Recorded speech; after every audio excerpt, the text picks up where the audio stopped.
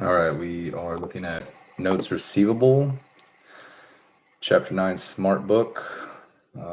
Describe a note receivable, the computation of its maturity date, and the recording of its existence. A promissory note is a written promise to pay a specified amount, usually with interest, either on demand or at a stated future date. Promissory notes are used in many transactions, including paying for products and services and lending or borrowing money. Sellers sometimes ask for a note to replace an account receivable when a customer requests more time to pay a past due account.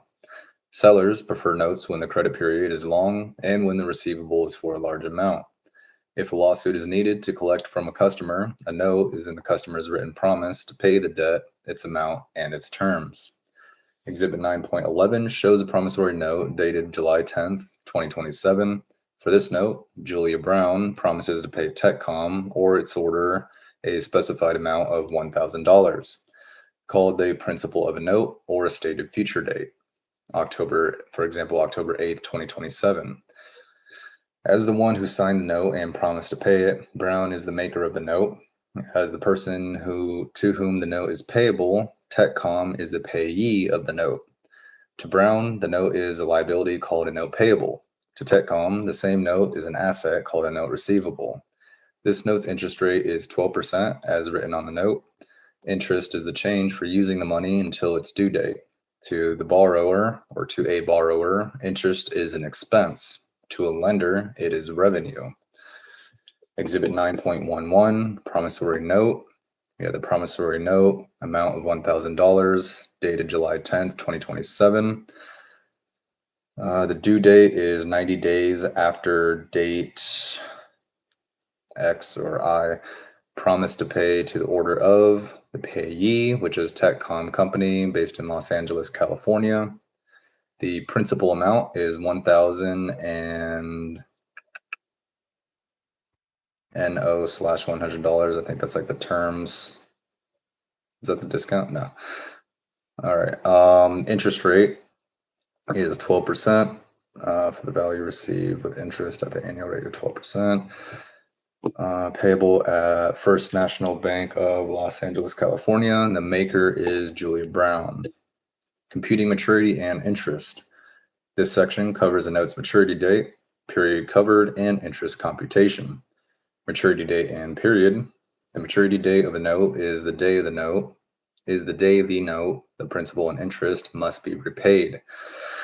The period of a note is the time from the note's contract date to its maturity date.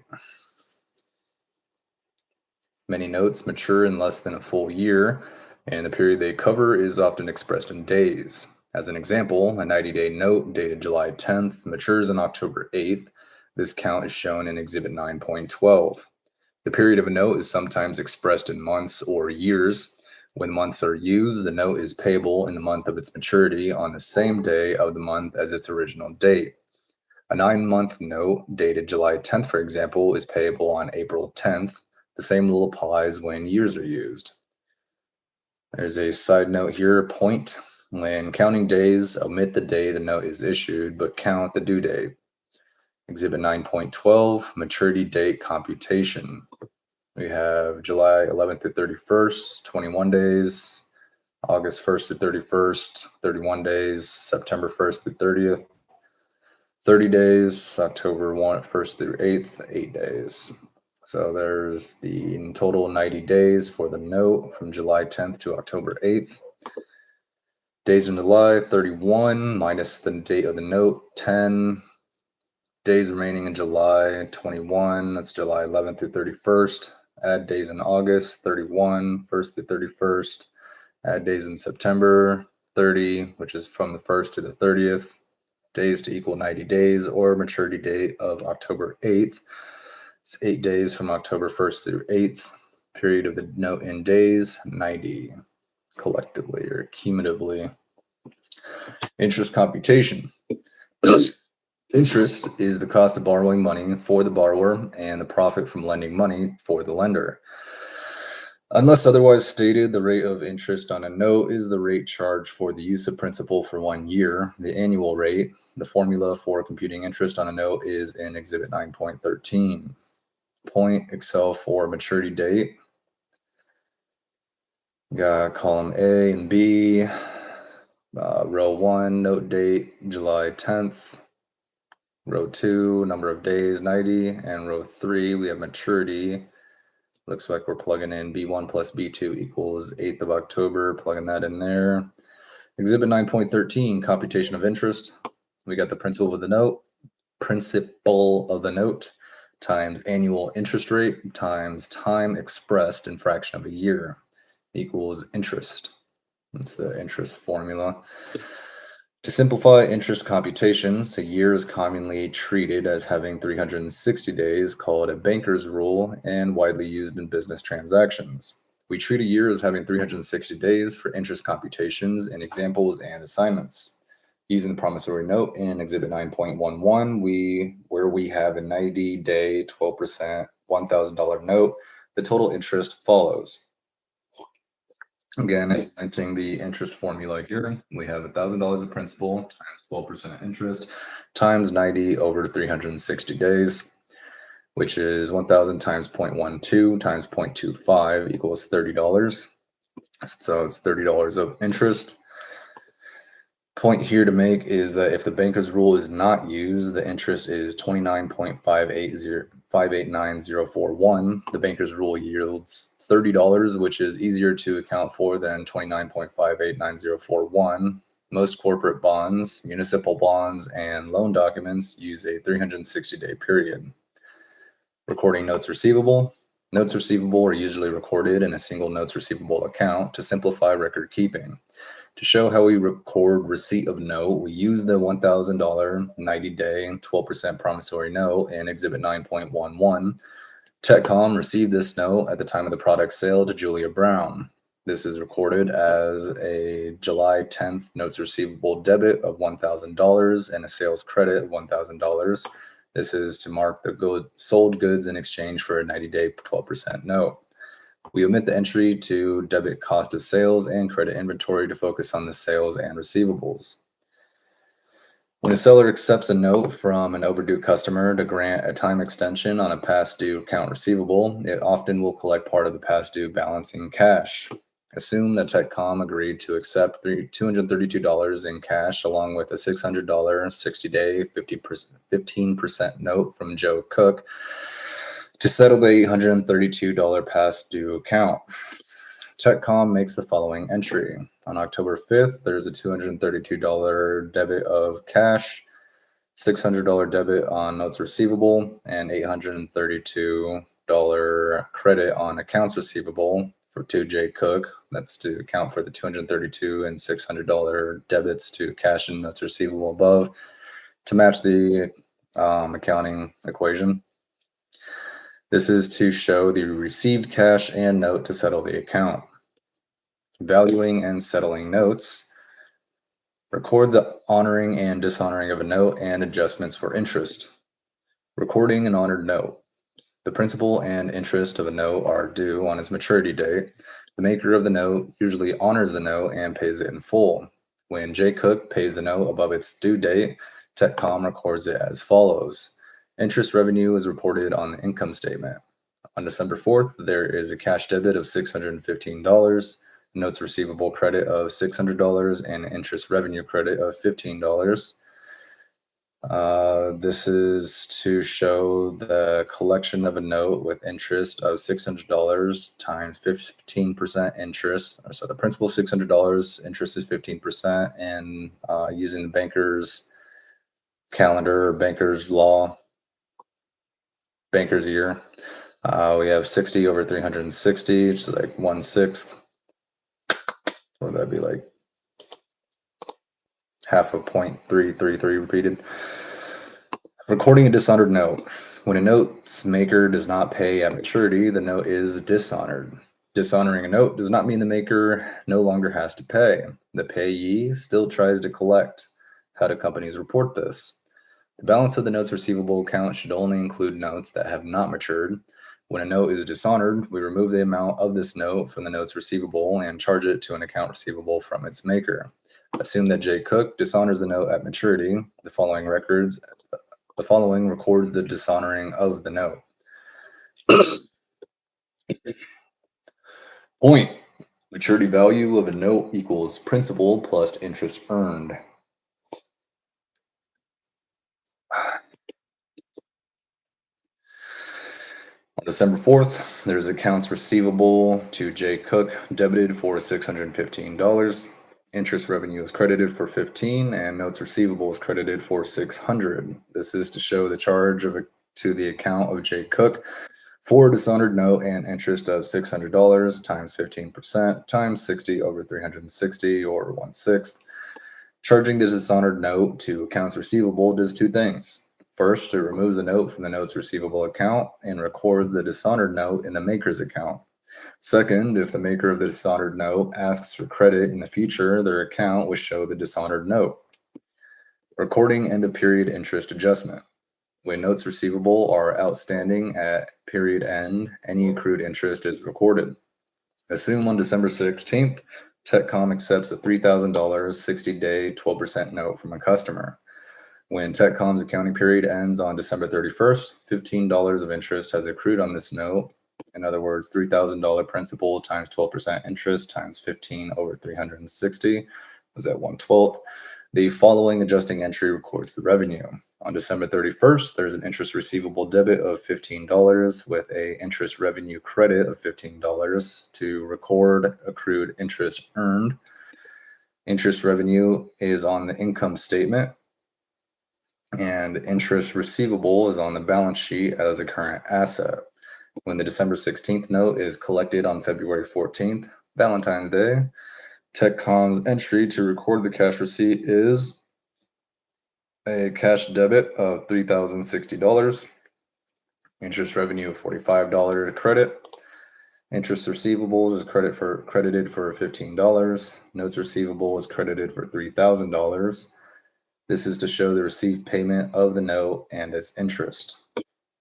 Total interest on the 60-day note is $60. In other words, the formula used to calculate this is $3,000 principal times 12% interest times 60 over 360, which is the times that the payment is supposed to be paid within that year, like over a year time frame.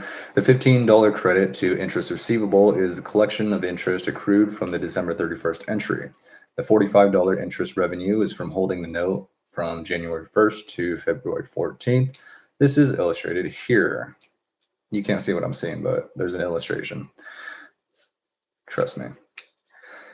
So we got 15 days from December 16th to December 31st.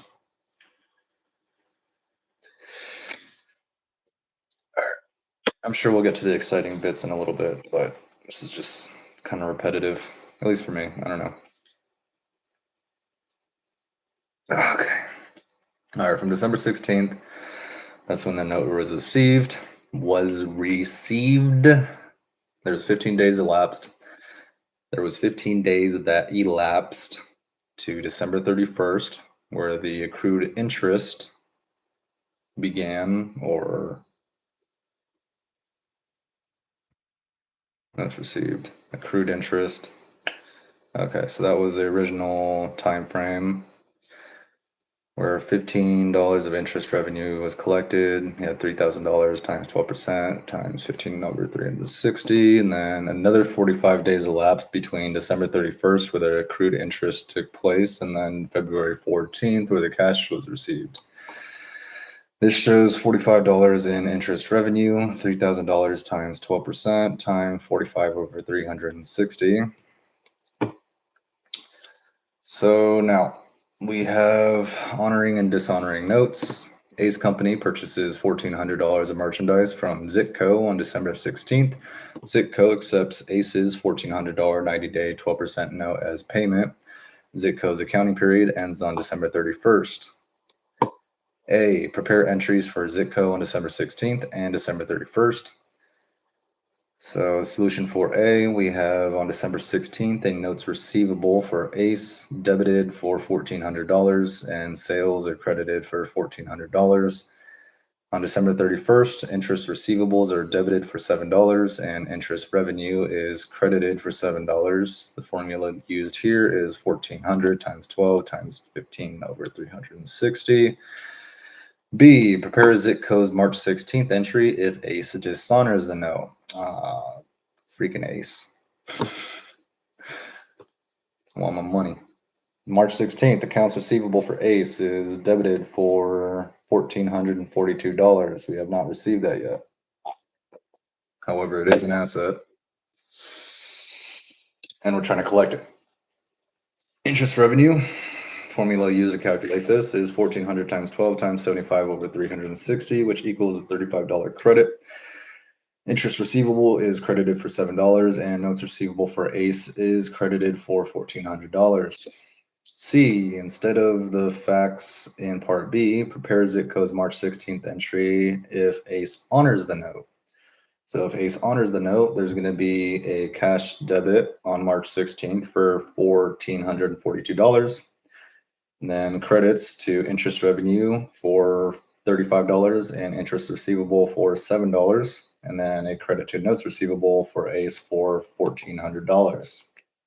D, assume the facts in Part B, Ace dishonors the note, and then on March 31st, Zitco writes off the receivable from Ace Company. Prepare that write-off entry, assuming that Zitco uses the allowance method. D, solution. On March 31st, allowance for doubtful accounts, $1,442. Accounts receivable for Ace is credited for $1,442. The entry for cost of goods sold is not shown as cost of merchandise. Hold on, the entry for cost of goods is not shown as cost of merchandise is not provided. Disposable of receivables. Explain how receivables can be converted to cash before maturity. Companies convert receivables to cash before they're due if they need cash or do not want to deal with collecting receivables. This is usually done by 1, selling them, or 2, using them as a security for a loan. Selling receivables. A company can sell its receivables to finance a company or bank. The buyer, called a factor, requires ownership of the receivables and receives cash when they come due. The seller is charged a factoring fee. By incurring a factoring fee, the seller gets cash earlier and can pass the risk of bad debts to the factor. Is that like a collections agency? Is that what we're talking about here? Okay, we're getting to the new bits. Sweet. All right. The seller also avoids costs of billing and accounting for receivables. Cool. If TechCom sells $20,000 of its account receivable and is charged a 4% factoring fee, it records this sale as follows. On August 15th, there is a cash debit of $19,200. Factoring fee expense, which is 4%. There'd be a debit of $800. And accounts receivable is credited for $20,000. Woohoo. Sold accounts receivable for cash less 4% fee. And pledging receivables, as a company can borrow money by pledging its receivables as security for the loan. If the borrower defaults on or does not pay the loan, the lender is paid from the cash receipts of the receivables. The borrower discloses pledging receivables in financial statement footnotes. If TechCom borrows $35,000 and pledges its receivables as security, it records on August 20th, for example, a cash debit for $35,000 and a notes payable credit for $35,000. Borrow with a note secured by pledging receivables. Why am I yawning? I just woke up. What the hell? Oh my god. Why is learning so boring? Like, make it more exciting. Need more stimulation.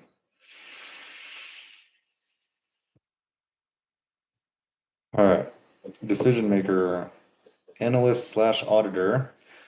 You're reviewing accounts receivable for a surfboard wholesaler. Over the past 5 years, the allowance account as a percentage of gross accounts receivable shows a steady downward trend.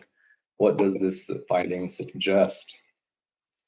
The downward trend means the company is reducing the relative amount charged to bad debts expense each year. This action could be to increase net income. Alternatively, collections may have improved and fewer bad debts are justified. Shit. I mean, poop. I don't know. I made this video appropriate for kids. Hopefully, that's just like for only the first few minutes or so. I don't know how it works. If it's not, it's not. Y'all can adjust that later. I honestly don't really know which one to select. Anyway, ESG insight, receivables.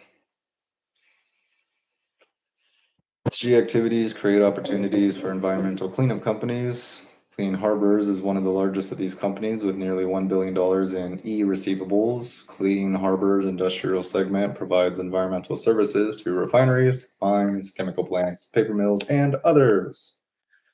These include leak detection and repair along with plant cleanings.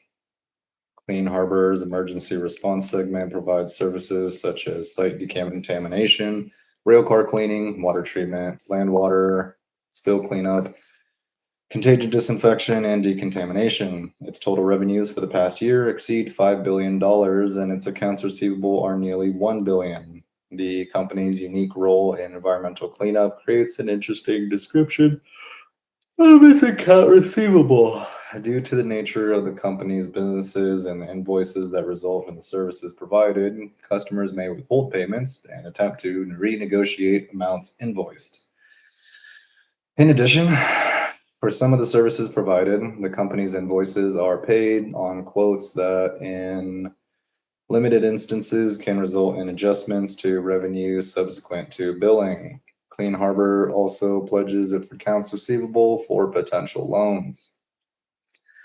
The company's obligations under the revolving credit facility, including revolving loans and reimbursement obligations for outstanding letters of credit, are guaranteed by substantially all of accounts receivable. Are we done? There we go. We're done. All right, we did the thing. 22 minutes, geez. That one took longer.